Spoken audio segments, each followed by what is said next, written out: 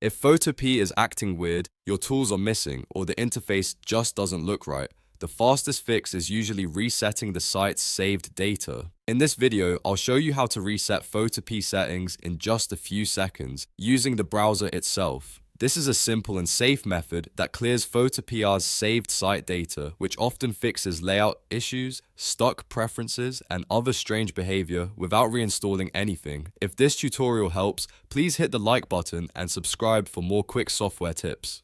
Alright, let's jump in. First, open Photopea in your browser and make sure you are on the photopea.com page. Now look to the far left of the browser's address bar right next to the website address. Depending on your browser, you may see a padlock icon or a small tune or settings icon. Click that icon to open the site information menu. From there, look for an option called Site Settings or Cookies and Site Data. This is where your browser stores the saved data connected to Photopea. Once you open that section, you should see a button that says Clear Data or Delete Data. Click it to remove the saved Photopea site data from your browser. This does not uninstall Photopea, and it usually does not affect your account itself, but it does clear the local settings and stored site information that may be causing problems. After clearing the data, go back to the Photopea tab and reload the page. You can refresh using the reload button in your browser or by pressing Ctrl and R on Windows or Command and R on Mac. When Photopea loads again, it should open with fresh settings, which often fixes display issues and resets the workspace back to normal. If Photopea still looks off, you can repeat the process or try opening it in an incognito window to see if the issue is related to browser storage.